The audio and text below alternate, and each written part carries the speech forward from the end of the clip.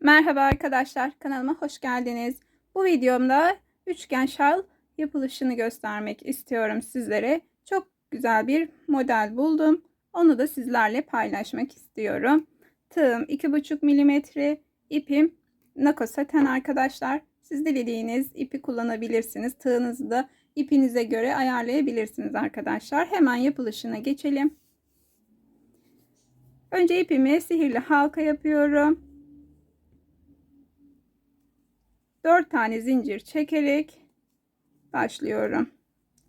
Zincirimi çektikten sonra halkamı parmağımdan çıkartıyorum. Bir kere doluyorum. Halkamın içinden geçiriyorum. Önce tek ilmek, sonra 2 ilmek ve daha sonra kalan 2 ilmeği topluyorum. Biraz halkamı küçülteyim. Tekrar aynı şekilde üçlü trabzan yapıyorum.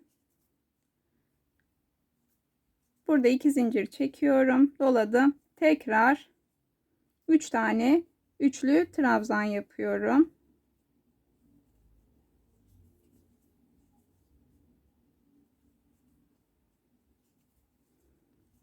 Burada 2 zincir çekiyorum.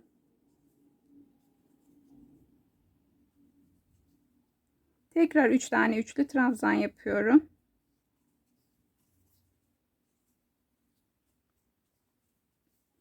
Evet, halkamı kapatabilirim arkadaşlar artık. Buradaki ipi de kesmek istiyorum. Şimdi 3 zincir çekiyorum. Arkaya dönüyorum ve doluyorum. Bakın buradaki halkanın içerisine üçlü trabzan yapıyorum. Tekrar üçlü trabzan yapıyorum. Ve yine 3 tane üçlü trabzan yaptım. 2 zincir çekiyorum. Tekrar doladım. 3 tane ikili trabzan yapıyorum.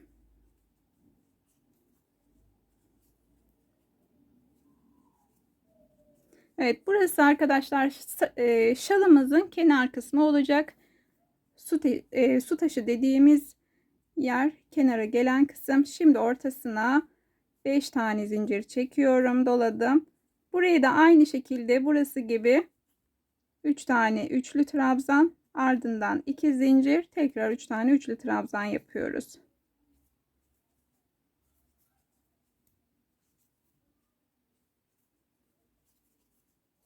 İki zincir çekelim. Aynı boşluğa batıyoruz.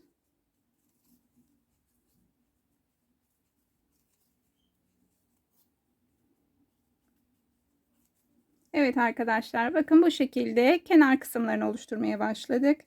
Şimdi tekrar 3 zincir çekiyorum. Doladım, arkaya döndüm. Buraya aynı şekilde bu kısmı oluşturacağım. Su taşı dediğimiz kısmı 3 tane üçlü trabzan, 2 zincir, 3 tane üçlü trabzan yapıp geliyorum hemen. Evet arkadaşlar, bakın su taşını oluşturdum. Burada 5 tane zincir çekiyorum. Ortaya batıyorum. Sık iğne ile kapadım. Tekrar 5 zincir çekiyorum. Doladım. Buraya da yine aynı şekilde su taşını yapacağım arkadaşlar. Ben kamera arkasında tamamlayacağım. Videomu çok uzun tutmak istemiyorum. Hemen geliyorum. Evet arkadaşlar, modelimiz bu şekilde şimdilik buraya kadar. Yine 3 zincir çekiyorum, arkaya dönüyorum. Yine su taşı oluşturacağım bu sırada da. Sonrasında yine 5 zincir çekip buraya kapatacağım. Sonra yine bir 5 zincir çekip buraya kapatacağım. Aynı şekilde buraya da su taşı yaparak devam ediyoruz bu sırayı da. Evet arkadaşlar, şimdi o bahsettiğim sırayı tamamladım. Geriye döndüm. Tekrar su taşımı oluşturdum. Burada modelimize başlıyoruz. Tekrar burada 5 zincir çekiyorum. Buraya kadar her şey bildiğiniz gibi olduğu için detayları çektim sadece. 5 zinciri çektim. Sık iğne ile kapadım. Doluyorum burada. Bir kere buraya orta kısma batıyorum.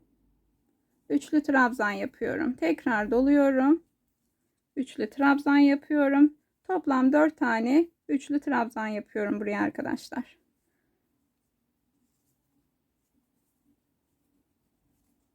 Burada 3 zincir çekiyorum. Doladım. Tekrar 4 tane üçlü trabzan yapıyorum.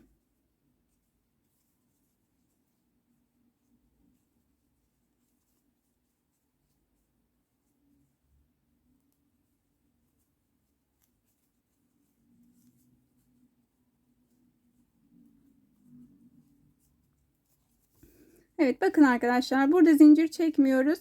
Direkt buradaki beşli zincirin ortasına tığımızı geçirip sık iğne ile kapatıyoruz. Bu sırayı bu şekilde yapıyoruz. Şimdi burada 5 tane zincir çekiyoruz. Burada su taşını yapmaya devam ediyoruz. Geriye döndüğümüzde yine burada su taşını yapıyoruz. Modelim için geliyorum hemen. Evet arkadaşlar, ben geriye döndüm. Arkasındayım. Bakın burada 5 zincir çekiyorum. Boşluğa batıyorum. Sık iğne ile kapatıyorum. Tekrar 5 zincir çekiyorum. Doladım. Buraya batıyorum. Bu şekilde ilmek alıyorum. Tekrar doladım. İlmek alıyorum. Tekrar 3, 4, 5 kere bu işlemi tekrarlıyoruz. 5 tane ilmek aldım. Şimdi hepsini topluyorum. Kapadım. Kapadıktan sonra 1, 2, 3 zincir çekiyorum. Tekrar doluyorum. Aynı boşluğa aynı şekilde 5 tane ilmek alıyorum. Kapatıyorum. Topladım hepsini. Zincirle kapadım. 3 zincir çekiyorum. Doladım. Tekrar aynı boşluğa 5 ilmek alarak fıstığımı yapıyorum arkadaşlar. 3, 4 ve 5. Tekrar topluyorum. Kapadım. Bakın fıstığımız oluştu.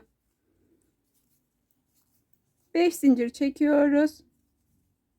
Buradaki boşluğa batalım. Sık iğne ile kapatalım. Tekrar 5 zincir çekiyorum. Su taşına gelelim. Burada devam edelim arkadaşlar. Bakın arkadaşlar, modelimiz bu şekilde devam edecek. Şimdi ben burada 5 zincir çekiyorum. Burada bütün boşluklar için 5 zincir çekiyoruz arkadaşlar. Sık iğne ile kapadım. Tekrar 5 zincir çekiyorum. Bakın buradaki boşluğa kapatıyorum.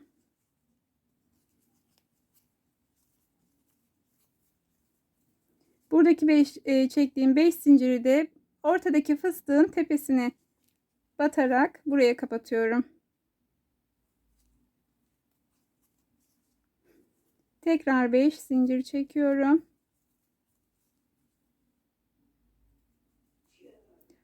Buradaki boşluğa kapatıyorum. Tekrar 5 zincir. Buradaki boşluğa kapatıyorum. Yine 5 zincir. Evet, su yolumuzun üzerine geldik arkadaşlar. Bu şekilde arkaya dönelim. Evet, ben arkaya döndüm arkadaşlar. Şimdi burada 5 zincir çekiyorum. Buraya battım. Şimdi doluyorum ipimi. Burada zincir çekmiyorum. Bu aşağıda yaptığımız dolguyu yapıyoruz buradaki boşluğa. Hiç zincir çekmeden 4 tane üçlü trabzan yapıyoruz.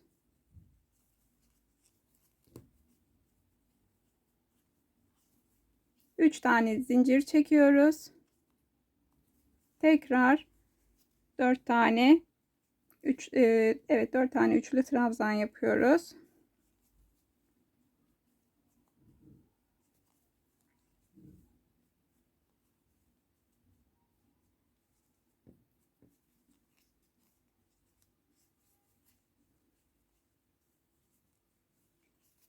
Şimdi buradaki zinciri hiç zincir çekmeden araya direkt sık iğne ile kapatıyoruz.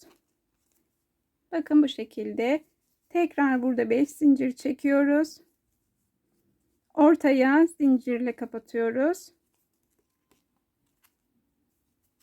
Burada doluyoruz arkadaşlar. Zincir çekmiyoruz. Aynı işlemi burada da 4 tane üçlü trabzan yaparak devam ediyoruz.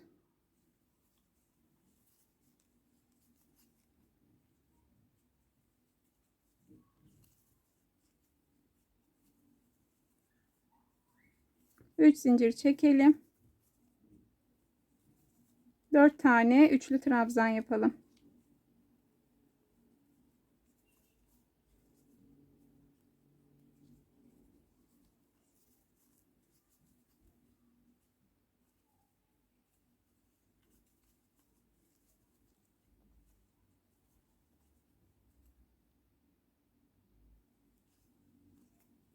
Burada zincir çekmeden yine sık iğne ile kapatalım. 5 zincir çekelim. Buraya su taşına devam edelim. Bakın bu şekilde görüntüsü arkadaşlar. Geriye döndüm ben arkadaşlar. Burada tekrar fıstıklarımızı nasıl oluşturuyoruz onu göstereceğim. Çünkü her sırada bir tane fıstığımız artıyor. İlk başladığımızda bakın bir taneydi. Şimdi 2 tane oldu. Sonraki sırada 3 tane olacak. Tekrar 5 zincir çekelim. Dolayalım. Buradaki boşluğa ilmeklerimizi toplayalım. 5 tane. Evet, fıstığımızı bu şekilde oluşturalım. Zincirle kapatalım. Araya 3 zincir çekelim. Dolayalım. Tekrar 5 tane ilmek alalım. Kapatalım. 3 zincir. Boşluğa. Evet, bu şekilde.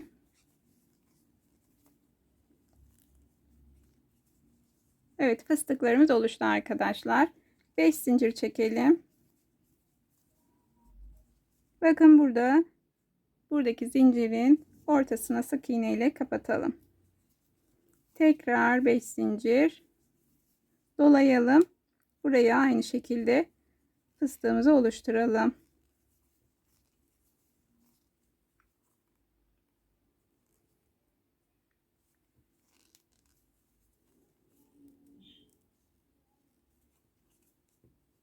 Üç zincir dolayalım.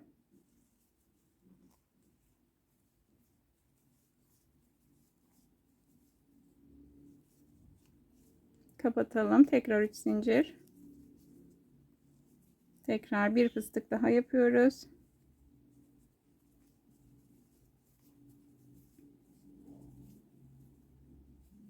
Kapatalım arkadaşlar burada. Şimdi burada 5 tane zincir çekiyoruz. Buradaki zincirin boşluğuna batalım, ortasına sık iğne ile kapatalım. Tekrar 5 zincir çekiyoruz. Evet, burada su yolumuzu devam ediyoruz. Evet arkadaşlar, bu sırada şimdi sadece zincirleri yapıyoruz. 5 zincir. Bakın buradaki boşluğa kapatıyoruz. 5 zincir. Buradaki boşluğa kapatıyoruz. 5 zincir. Ortadaki fıstığımızın tepesine sık iğne ile kapatıyoruz. 5 zincir. Bakın buradaki boşluğa kapatalım. Tekrar 5 zincir. Buradaki boşluğa 5 zincir. Fıstığımızın tepesine, ortadaki fıstığın 5 zincir. Şuradaki boşluğa 5 zincir.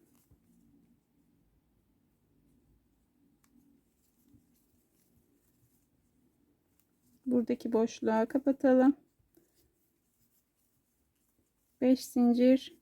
Burada su yolumuzu yapabiliriz. Evet arkadaşlar. Bakın şimdi geriye döndüğümüzde burası su yolu. Buraya 5 zincirle batacağız. Sonra buraya şuradaki dolguyu yapacağız. Alttaki üçlü trabzanlı olan dolguyu yapacağız. Sonra ben videomu çok uzatmak istemiyorum. Sonra zincirle buraya ortaya geleceğiz.